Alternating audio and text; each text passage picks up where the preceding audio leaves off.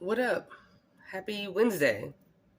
All right, let's jump right into it. I was thinking the other day because I ran across some different takes on narcissistic abuse that actually caught me.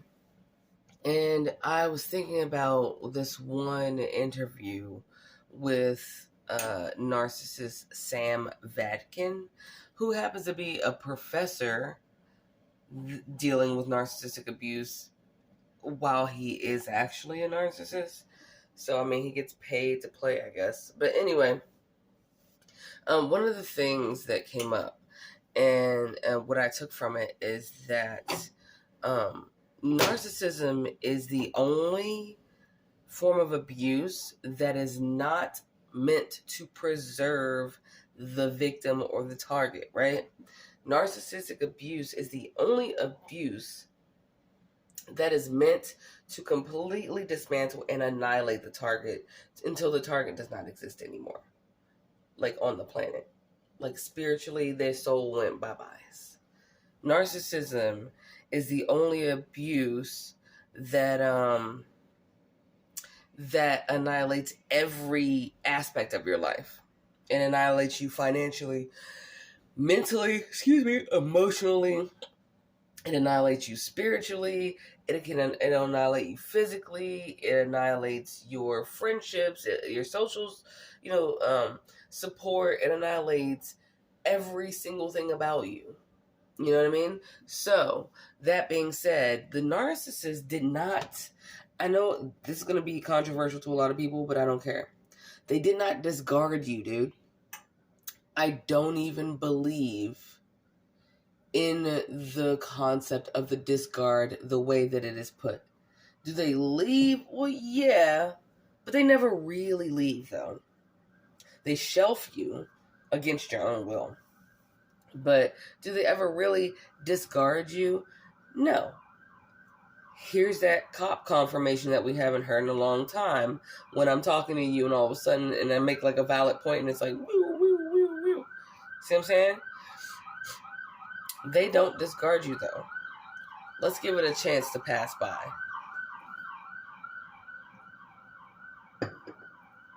There we go. All right. They don't discard you, though. They made an attempt, and a failed attempt, to sacrifice you. There is a difference. What do I mean by sacrifice? I mean exactly what a sacrifice sounds like. Giving something up or putting something up that is valuable to you in order to gain something else. That's what a sacrifice is, right? And with a narcissist, you were to be sacrificed. Now, sacrifice where and to whom? Well, the narcissist wears a mask, right? But what is under that mask? What's under that mask is something demonic and gross and disgusting and disturbing, right? Something that they can't even control. What's under their mask is something that tells them what to do, right? It's not like they're in control of what's under there. No, they're not. They're a puppet to what is living inside of them spiritually that requires a mask to even be worn, right? And so them going out and finding victims and shit. Have you ever seen anyway, I know that I mentioned this movie and my ex narc had shown me this movie about this vampire or whatever, and how her dad would go out and like kill people and bring them back to her for her to feed, right? Well, either way, it's sort of like that. So in order for the narcissist not to be annihilated by what is underneath of the mask, they have to feed it, right? And I know that's grotesque, but it is what it is. And we're talking spiritual warfare right here. So let's just go into it, right? Let's be real. If you're scared, get a dog. For the rest of us, stay tuned, right? But if you're scared, go and get you a dog. But yeah, they have to feed it. So they come out and they get you. And their goal is to bring you back so that the thing that's underneath the mask can siphon your energy, your light, whatever it is that it eats all things that are good, right? And it sucks it out until the host, which would be you, is dead completely. as a doornail, right? Now, what do you think happens when that narcissist fails at that?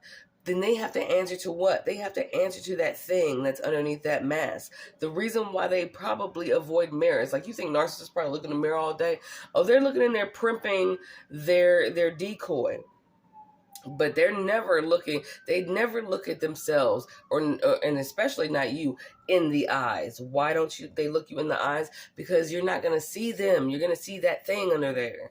And they can't have that because they're scared of it too. Right? So when they fail to feed you, here we go. When they fail to feed you to that thing, right? Then they have to get punished. And their punishment is mental torment, forced to have addictions, sexual addictions, drug addictions, alcohol addictions, all types of weird shit that they go through and do. The sleeplessness, insomnia at its most extreme levels, right? Because they didn't do what they were supposed to do to feed that thing. So now they get punished until they go out and succeed. That's why they pick all the low-hanging fruit, because it's fast. Like, oh, got a peach. Got a pear. Oh, got some grapes. Yeah, they're kind of rotten, but hey, it's food. Food is food right now. Here you go thing. They lift up the mask and like shovel it in there. You know what I mean? And the thing inside of that mask is like, that's operating their flesh suit, right? So yeah, and in order for them not to be consumed, they have to feed it. They have to. And they are fucking scared, bruh. They know it, right? Not only are there's so many aspects of this, because not only did they become kind of like vampirism, right? Their mother was that lead vampire that turned them into the narcissist too. And gets off on watching her little minion babies go out and do the gross shit too, right? Because their demise and their destructive nature entertains her, the lead beast, right? And since they're too scared to confront the mother, i.e. the one that is the main head vampire, right? Then they have to punish other subjects, like other women. Every time a narcissist punishes a woman, and this, flip it around if you're a man, okay? Flip it around if you're a man. That woman probably still had a shit mom. And every time you were punished, it's because they couldn't punish that mother figure that that's who they really are mad at, right? And all the shit they're doing is really fueled by who they're really mad at. But in order to keep contact with their mother, the head vampire, they gotta find other victims to take that shit out on and feed to the thing that's inside of them, right? So those are two really grotesque things going on. They're scared of their god. Their god is the thing that's operating and running them, and the god of that thing is their mother and the shit that's operating her, right? All of it straight from hell, but they know they can't approach that mother figure for whatever reason. They never do. They never get rid of that mother figure ever. They just never do. They never do. Instead, they'll just find all types of women or men to punish in exchange for the punishment that mother figure deserves, right? Right. So back to the feeding, though. So this reminds me of the portrait. I call it the portrait. Let me say it the correct way. That novel, The Picture of Dorian Gray, I believe is by Oscar Wilde, something like that. And what happened? Dorian Gray is the perfect example of a narcissist. He's beautiful. He's a gorgeous ass man, right? Just came into a lot of money, moves to an estate in London, right? Or somewhere in the UK.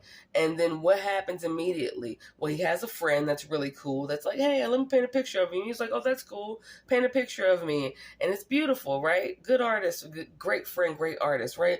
But then there's always that weirdo. There's always that weirdo guy that's the friend of the narcissist. We all know that narcissist has at least one friend that's even worse than them, giving them advice, right? There's that guy, right, that approaches Dorian and goes, man, too bad too bad that picture couldn't consume all the repercussions of your sins and shit, right? So what does Dorian do? Listens to that piece of shit trash non-friend, I'm gonna call him a non-friend, and then goes and makes a pact with the devil, sells his damn soul, right? And exchanges his soul for his portrait to consume and embody all of the sins that he physically does in the real world. So say like if Dorian stabs somebody, he doesn't get in trouble. He doesn't look gross. He stays young and his portrait starts to rot for him, right?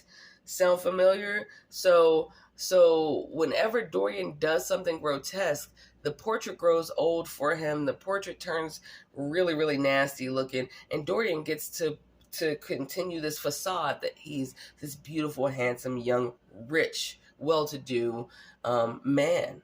And eventually Dorian falls in love with this, I can't remember her name now. I think her name was Sybil. He falls in love with this actress, this beautiful, talented individual. Is that you? Because I know it's me. I'm a talented painter. Are you talented at something? You probably are. You're probably talented at dancing or writing or communications with people or spiritual stuff or Ayurvedic healing or whatever it is. And that narcissist sniffed you out the same way Dorian sniffed out Sybil. And she was a beautiful actress that was really at the top of her game. And he falls in love with her, just like that narcissist really probably did fall in love with you. Right? And what happens? He ruins her because she fell in love with him back, but her being in love with him caused her not to want to act anymore. Isn't that strange? I'm going to try to hurry up because I'm going on 12 minutes.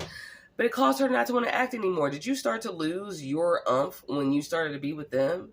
And then they became disinterested with you because you lost your umph, but you only lost your umph for your creative side because of them? Yeah, so he goes to see her in a play, and because she's with him, she fucks up in that play, right? She doesn't do a good job like she usually does. You know, the reason why he was attracted to everything about her. And so when the play was over, he walks up to her and goes, you know what, I thought you were better than this, honestly, and now I know that you're not, so I never want to see you again. Which breaks her fucking heart, and she kills herself. Right? And what happens? Dorian's little shit friend, he comes along, he goes, oh, you know, don't worry about it, man. She probably killed herself as a really artsy-fartsy expressive way to just show her love to you. So there's no need for you to feel bad. And he's like, yeah, that's right. Fuck her then. Even though she's dead, right? In the end, either way, the girl's brother can smell that Dorian is the cause of that shit. And it's been like years later. Of course, meanwhile, the painting's turning more and more monstrous and grotesque, much like what's going on under that narcissist mask. Because remember, the mask is Dorian, right? Underneath of it is the real him, which is that monstrosity that they're creating every time they commit a sin. That shit under that mask grows more and more grotesque.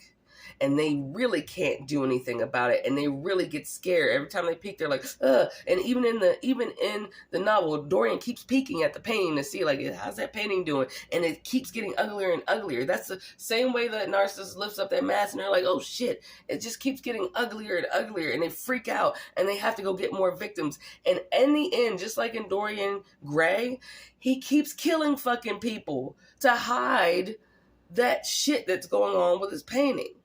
Every time someone gets close to finding him out and seeing him and finding out about a lie, that's the thing about narcissist lies.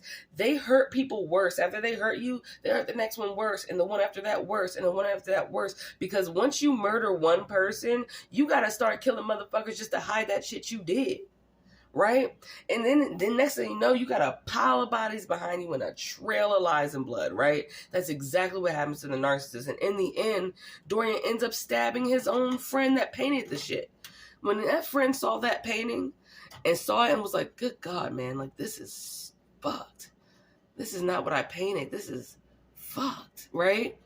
Dorian stabs him and kills him to cover it up and gets so mad in the end that he killed the one guy that was trying to give him good advice, that actually gave a shit about him, that Dorian stabs the painting. Like the narcissist tries to crack that mask. I hate you mask. But as soon as they do it, all of their shit comes out and is exposed. Kind of like one of those Ghostbusters traps when you step on it and leave it open, all that shit comes back out of it, and it's like, right, like that in their face. And Dorian, in turn, from stabbing the painting of himself, dies. And all that grotesque shit that the painting looked like, he instantly turned into, and the painting went back to normal. That's the picture of Dorian Gray. Anyway, the narcissist didn't discard you, baby. They made a failed attempt to sacrifice you. I'm not going to apologize for the long vid. I wish it was longer because we really need to talk about this shit.